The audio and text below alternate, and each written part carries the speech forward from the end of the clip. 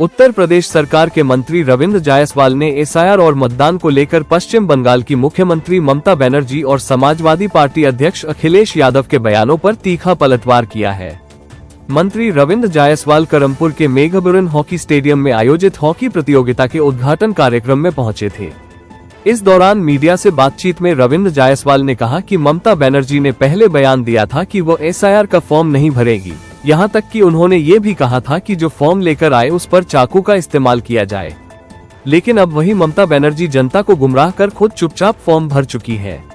मंत्री ने कहा कि जो भी बांग्लादेशी नागरिक अवैध रूप से भारत में रह रहे हैं, उन्हें या तो उनके देश वापस भेजा जाएगा या फिर जेल भेजा जाएगा।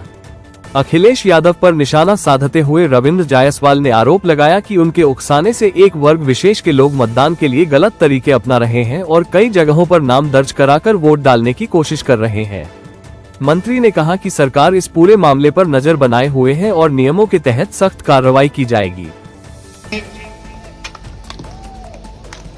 भाजपा के जिला के अध्यक्ष श्रीमान प्रकाश राज जी, पूर्व के अध्यक्ष श्रीमान भारत प्रताप जी, कृष्ण राज जी, रामतेज पांडे जी, हमारे मित्र छोटे भाई दिनेश जायसवाल जी को मैदान में ले जाए और कार्यक्रम का औपचारिक उद्घाटन करें। इसके अलावा मुख्य अतिथि द्वारा फीता काट करके एक औपचारिकता जो है कि औपचारिक उद्घाटन किया गया है हमारे मुख्य अतिथि और अतिथियों के साथ, आयोजन मंडल के साथ यहाँ मौजूद है।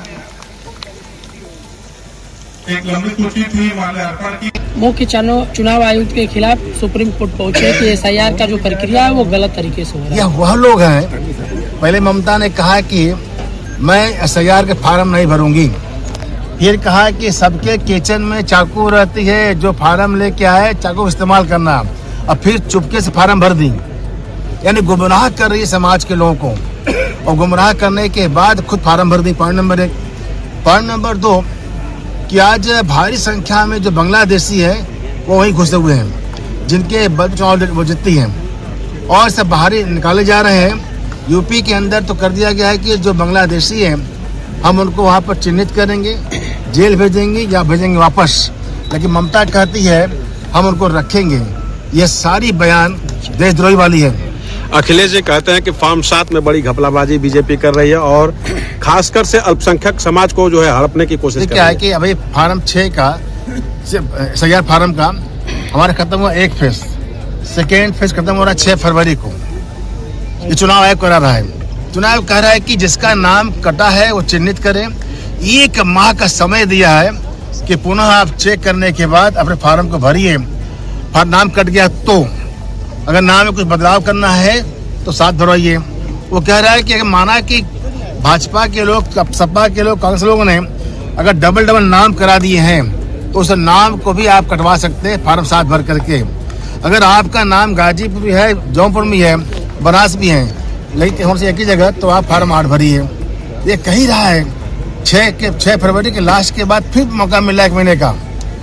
लेकिन आप सुनिए, मेरे बनारस घटना है, मेरे विधानसभा में 9000 नाम मिला है, अभी भी आया लिस्ट 3 बार 2 बार। जिस लड़की की उम्र हो गई 39 ईयर 33 ईयर, वह मायके में भी है, ससुराल में भी है। ये कौन लोग हैं? ये कौन लोग हैं? इनकी इच्छा क्या है? चाहते क्या है?